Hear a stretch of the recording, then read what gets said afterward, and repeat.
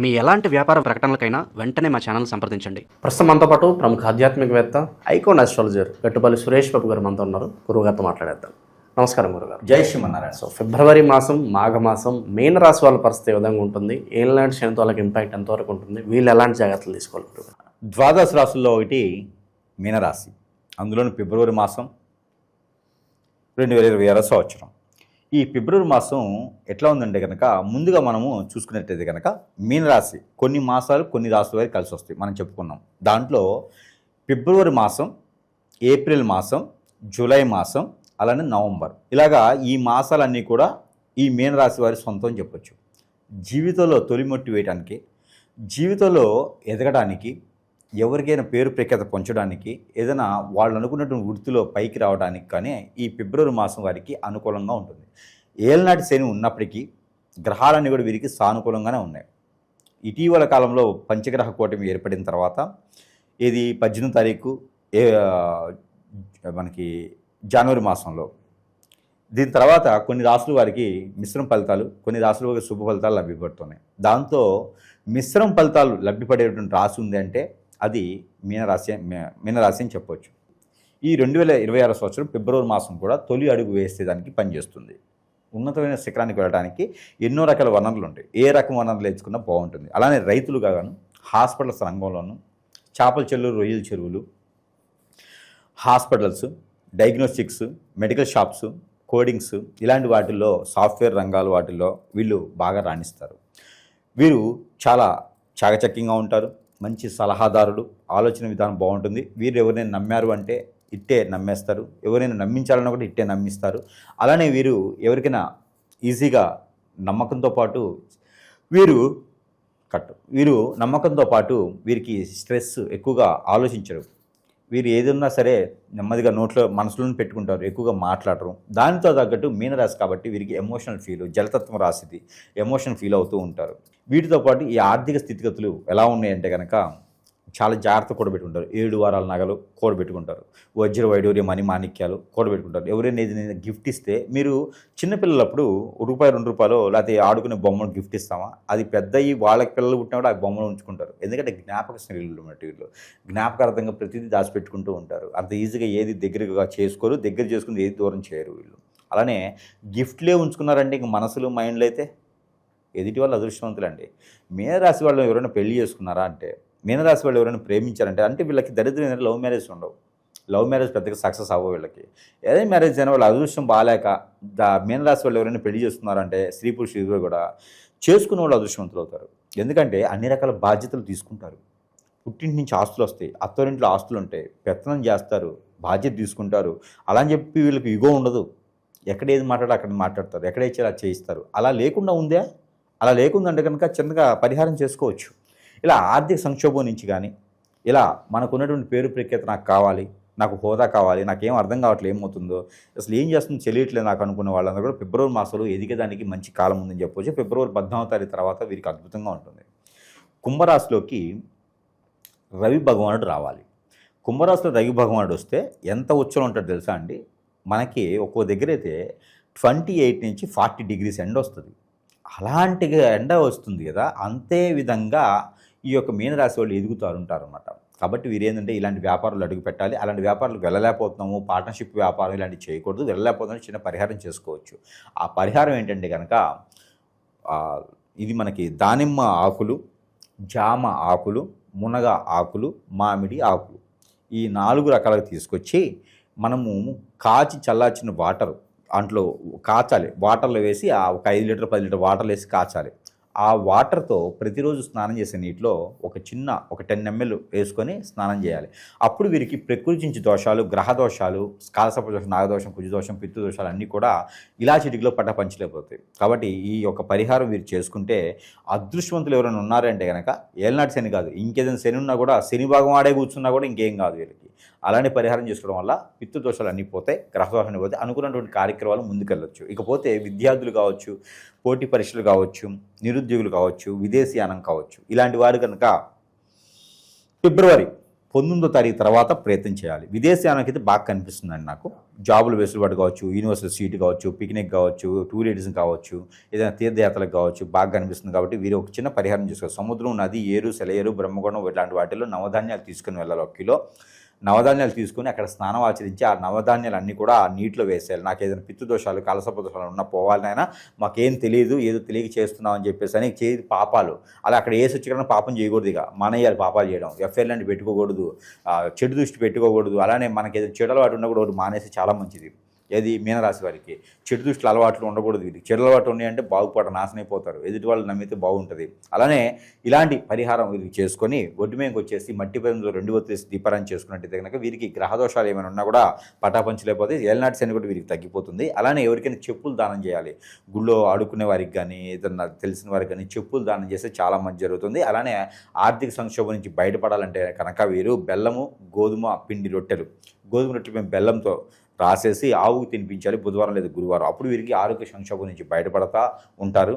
ఇకపోతే ఆంజనేయ స్వామి సింధూరం ఉంటుంది. ఏదన్నా ఆంజనేయ సింధూరంతో పాటు లవంగాలు, బియ్యం ఈ 3 కూడా 50 గ్రాములు కలగలిపి ఆ కలగలిపినట్టు 3 భాగాలు చేసి ఒక్కొక్క భాగం ఒక్కొక్క రోజున చొప్పున తలకి దిష్టి తీసుకొని బయటపడేస్తే కనుక వీరికి ఆర్థిక స్థితిగతులు, ఆరోగ్య స్థితిగతులు కూడా వీరికి మెరుగవుతాయి. ఆరోగ్యం వీరికి ఏంటంటే కనుక కొంచెం స్ట్రెస్ బాగలేక స్ట్రెస్ ఆలోచించేసి సైనస్ ప్రాబ్లము, అలానే వీరికి ఇక్కడ లివర్ ప్రాబ్లము, కిడ్నీస్ ప్రాబ్లము, అలానే థైరాయిడ్ లాంటి సమస్యలు వీరికి వచ్చేలా కనిపిస్తున్నాయి. కాబట్టి గ్రంథుల సంబంధించిన సమస్యలు రాకుండా ఉండాలంటే కనుక ఇలాంటి పరిహారం చేసుకుంటే కనుక వీరికి అద్భుతంగా ఉంటుంది. ఇక పెళ్లి కాని వారైతే పెళ్లి సంబంధాలు చూసుకోవచ్చు. పెళ్లి మాత్రం వీరికి మే నెల తర్వాతనే కనిపిస్తూ ఉంది.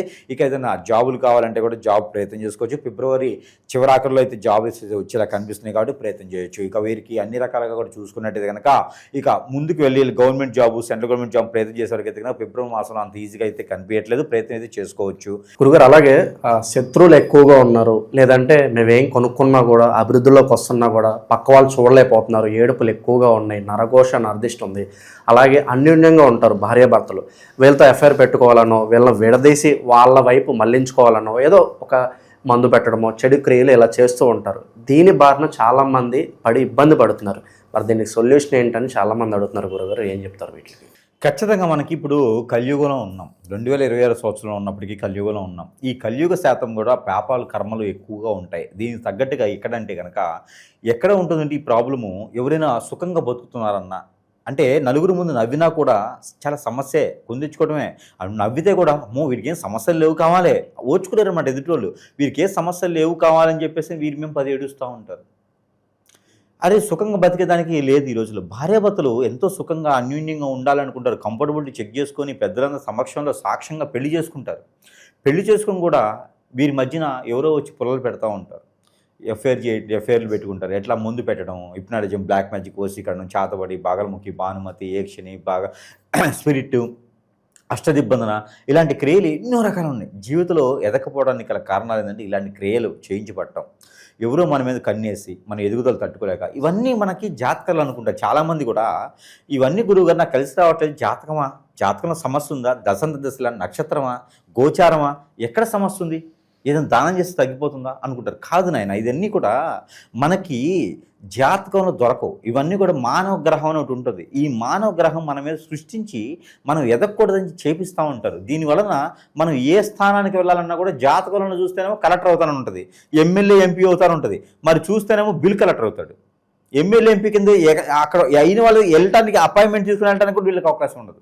ఏ రోజు ఆ రోజు ఎతుకుతూ ఉంటారు, గొడవలు అవుతూ ఉంటాయి, ఏ పంచాయతీలో ముందుకు వెళ్ళదు, అష్టదిబ్బంది అయిపోతారు అనమాట. కాబట్టి దీని కారణం ఏంటంటే మన మీద ఏడ్చేటి కళ్ళు. మానవ గ్రహం చేసేటువంటి పనులు అంతా ఇంత కాదండి. ఎవరిని నమ్మకూడదు, ఎవరిని పార్ట్నర్షిప్ చేయకూడదు, మన పర్సనల్ విషయాలు ఎవరితో షేర్ చేయకూడదు. ఎందుకంటే దాని అందరి వల్ల ఏదో రోజున మనం ఖచ్చితంగా కాంట్రవర్సీకి వెళ్తాం. ఏదో రోజున మనల్ని హిప్నటైజ్ చేసేసి మనల్ని బొగ్గుపాలు చేసేటువంటి వారు మన చుట్టూతూనే ఉంటారండి. మన బంధువుల్లో, మన మిత్రుల్లో, మన శ్రేయోభిలాషులను చెప్పుకొని తిరిగే వాళ్ళు, మన కొలీగ్స్లోనూ ఇలాంటి వాటే ఉంటారు. నా గురించి ఇంకోళ్ళకి అవసరమేమో చేయటానికి, నా గురించి తెలిసిన వాళ్ళకే కదా అవసరము. అందుకొని ఎవరిని నమ్మే పరిస్థితి లేదు. మరొక విషయం, ఇది చిన్నపిల్లల మీద, పెద్ద పిల్లల మీద జరుగుతూ ఉంది.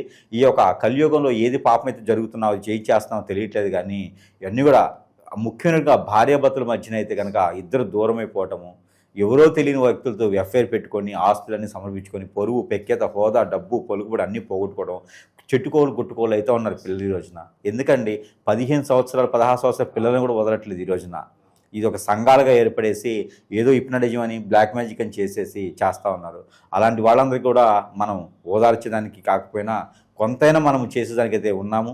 మనం ఏంటంటే మనకు వచ్చిన విద్యలు మాకు నేర్పే గురువులు మాకేం చెప్పారంటే, మీకు వచ్చి విద్య మంచి జరగకపోయినా పర్లేదు కానీ చెడుకు మాత్రం చేయకండి అని చెప్పారు.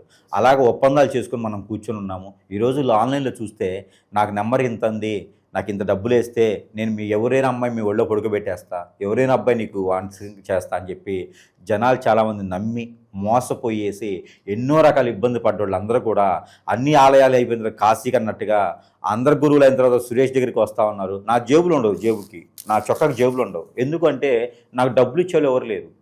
కస్టమర్లు వస్తారు, అన్నీ సమర్పించుకొని అన్ని రకాల ఆ డబ్బులు కూడా పోగొట్టుకొని ఎక్కడ పని అవ్వకుండా సురేష్ దగ్గరికి వస్తూ ఉంటారు. ఇలా నా దగ్గరికి ఈ రోజున 12,000 మంది పై చినుకు కస్టమర్లు బలైనటువంటి వారు ఉన్నారు ఈ రోజున. మెజారిటీగా అందులో భార్యాభర్తలేనండి. భార్యాభర్తలు ఒకటి, పెళ్ళైన వాళ్ళు పెళ్లి కాని వాళ్ళు కూడా ఆడపిల్లల్ని వశం చేసుకోవటం, ఈ హిప్నటిజల్ బ్లాక్ మ్యాజిక్లు. ఇంకోటి ఏంటంటే, ఇక ఎవరైతే గురువుని సంప్రదిస్తామో నాకు బాలేదయ్యా అని చెప్పి గురువుని సంప్రదిస్తే ఇదే అవకాశంగా తీసుకునేటువంటి గురువు దరిద్రులు, నేనే గురువునని చెప్పుకొని పాత సేవలు చేయించుకునే దరిద్రులు కూడా కస్టమర్ల అవకాశాన్ని వాళ్ళు అందిపుచ్చుకొని వాళ్ళు కూడా డబ్బు ఆదాయం పొందేసి నాకు చేతులు ఎత్తేస్తారు తర్వాత.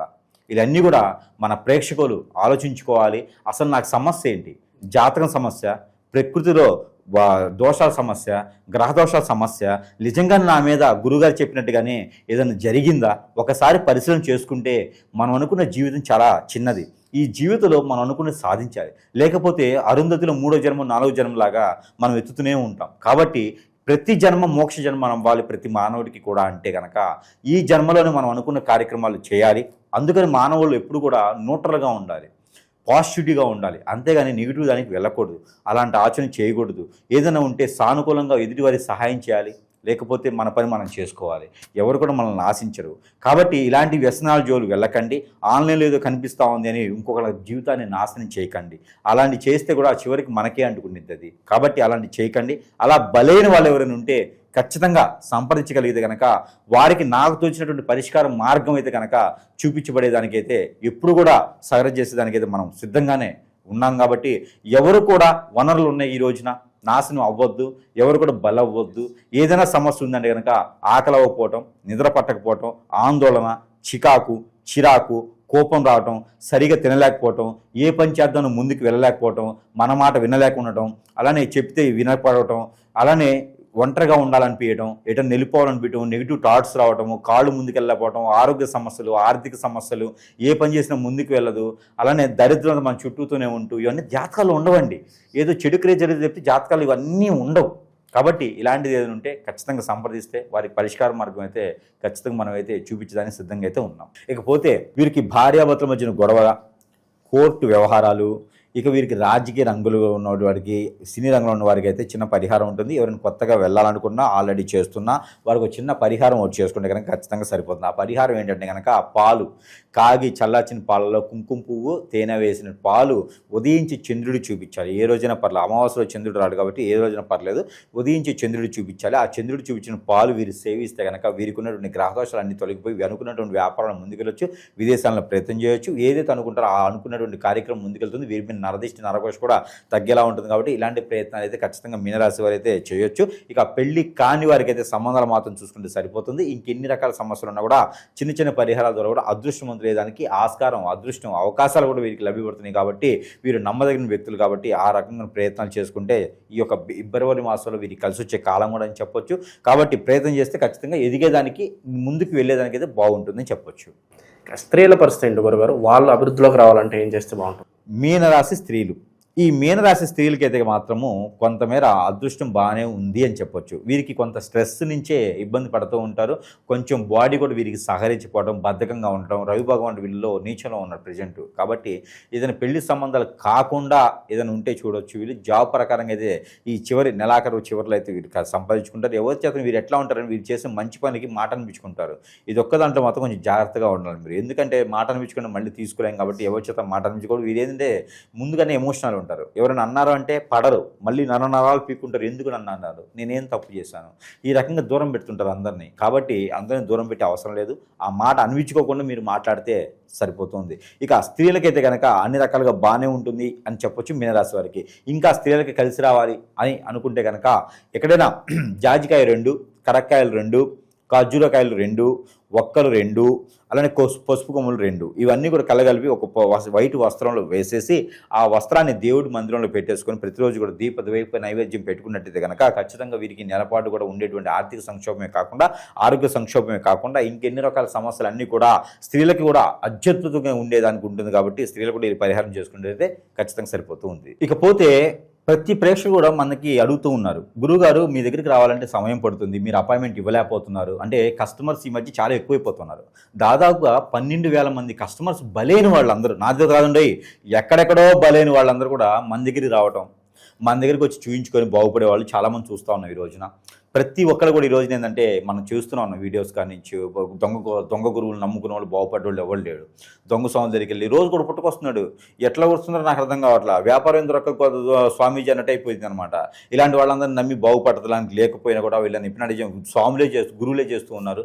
అలాంటి వాళ్ళ దగ్గరికి దయచేసి వెళ్ళండి, కానీ మీకు బలవకండి. ఇకపోతే మన దగ్గర అందరూ అడుగుతూ ఉన్నారు కామెంట్స్లో కూడా, వస్తువులు ఏమైనా ఉన్నాయా గురువు గారు అని. కానీ మన దగ్గర చాలా రకాల వస్తువులు మంత్రోచ్చారణ చేస్తుంటే వారి సమస్య ఏంటి, ఆ సమస్యకు తగ్గట్టుగా రాలేకుంటే కూడా వస్తువులు నేను పంపించేటువంటి సదవకాశాలు నా దగ్గర ఉన్నాయి, సరసమైన ధరలను ఉంది. దాంట్లో ముఖ్యంగా ఇది ఉంగరం. ఈ ఉంగరం అయితే కనుక చాలా బాగా పనిచేస్తుందండి. ఇదంతా కూడా ఏముండదు, స్టోను, యంత్రాలు, సిల్వర్, ప్యూర్. ఇందులో ఈ ఉంగరం ఉంది చూసారు, 3 రకాల యంత్రాలు ఉంటాయి ఇందులో. ఎవరు కూడా అంటే అఘోరా సైతం వచ్చి వారి మీద చేతబడి చేయాలంటే కూడా వారి తరం కాదు. ఈ ఉంగరం ఉన్నంత వరకు ఎవ్వరు టచ్ చేయలేడు వాళ్ళని. రాజకీయ రంగంలో ఉన్నవారు, సినీ రంగంలో ఉన్నవారు, జీవితంలో ఎదగాలనుకున్నవారు ఎవరైనా ఉన్నారు అంటే కనుక వారి మీద వారికి ఇంకా నమ్మకం లేదు అనుకున్న వారికి కూడా ఈ ఉంగరం పెట్టుకుంటే జీవితంలో ఇలా చిటికలో బయటకు వెళ్తారు. పైకి వెళ్ళడం అసలు పైకి కాదు, జీవితంలో ఎదుగుతారు. కాబట్టి ఈ ఉంగరం వారికి ఎన్నో రకాలైనటువంటి పరిస్థితుల నుంచి బయటకు పెడుతుంది. కాబట్టి దాంతోపాటు ఇది అందరికీ తెలిసిందే కియామాల, దీనికి కూడా మంత్రోచ్చారణ ఉంటుంది. కియామాల నరదిష్టి, నరఘోష, శత్రువై నుంచి బయటపడేస్తుంది, మన ఇండు మనస్సు ప్రశాంతంగా ఉంచుతుంది. దాంతోపాటు ఏదైనా హిప్నాటిజం, బ్లాక్ మ్యాజిక్ జరిగింది, మా పిల్లని ఎవరు తీసుకుపోయినారయ్యా, మా అబ్బాయిని ఎవరు హిప్నాటిజం చేశారయ్యా, కోళ్ళ పిల్లలు ఉన్నారు, ఇబ్బంది పడుతున్నారు అనుకునే వాళ్ళందరికీ కూడా, హిప్నాటిజం జరిగిన వాళ్ళకి, బాడీ మీద జరిగింది, తలకి పూసారు అనుకున్న వాళ్ళకి సోప్ ఇది. ఈ సోప్ ద్వారా మంత్రోచ్చారణ చేసింది ఇది కూడా.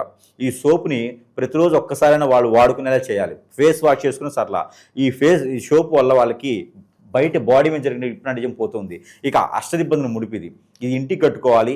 కొన్ని రకాల ముడుపులేమో వాటర్కి స్నానం చేస్తూ ఉంటే, కొన్ని రకాలు ఇంటికి కట్టుకునేది అనుకుంటుంది. ఈ ముడుపు ఇంటికి కట్టుకుంటే మన ఇంటికి ఏదైనా చేతబడి కానీ హిప్నాటిజం జరిగిందా, ఇంట్లో సుతులు లేవా, డబ్బులు నిలబడట్లేదా, అన్నిటికి కూడా ఈ ముడుపు సమాధానం చెప్తుంది. ప్రతిరోజు కూడా ధూపం వేస్తే సరిపోతుంది ఉన్న రోజున. ఇది అష్టదిబ్బందుల ముడుపు. ఇది ఇంట్లో సాంబ్రాణి వేసుకోవాలి. ఇంట్లో ఉన్న నెగిటివిటీ అన్నీ పోతుంది, ఆర్థిక సంక్షోభం నుంచి బయటపడిపోతుంటారు. కాబట్టి ఇన్ని రకాల వస్తువులే కాకుండా ఆ సమస్యను బట్టి వస్తున్న 90 రకాల వస్తువులు ఉన్నాయి. ఇక ఆ సమస్యను బట్టి పరిష్కార మార్గం చూపించబడుతుంది. కాబట్టి దయచేసి దొంగ స్వాములను నమ్మి బలవకండి. దయచేసి మీకు మీరుగా నా జాతకం ఇంత, నా పరిస్థితి ఇంత అని దిగజారిపోకండి. ఎన్నో రకాల సమస్యల పరిష్కార మార్గాలు అయితే లభ్యపడుతూ ఉన్నాయి. ఎవరు కూడా నిస్సహాయపడకూడదు. ప్రతి ఒక్కరు కూడా భూమి మీదకి ఏదో రకమైనగా చేయడానికి లోక కళ్యాణం కోసం వస్తారు. అది నిర్వర్తించి మాత్రమే మనం కాలం చేయాలి తప్పితే దానికోసం మనం పోరాడాలి. ఎక్కడ ఏ వనరులో ఉన్నా కూడా దాన్ని సహకరణ చూసుకోవాలి. ఏ పుట్టలో ఏ పాము ఉన్నా కూడా దాన్ని చవి చూడాలి. అంటే పుట్టలు తోవద్దు, పుట్ట తోవే సమస్య లేదు, సామెత మాత్రమే అది. కాబట్టి ఇలాంటి వస్తువులు కూడా వాడుకొని మంత్రోచ్చారణ చేసిన వస్తువులు కాబట్టి వీటితో కూడా బాగుపడేదానికి యోచన ఉంటుంది. కాబట్టి ఇలాంటివన్నీ కూడా చూసుకొని అందరూ కూడా బాగుండాలని మనస్ఫూర్తిగా కోరుకుంటున్నాను. జై శ్రీమన్నారాయణ.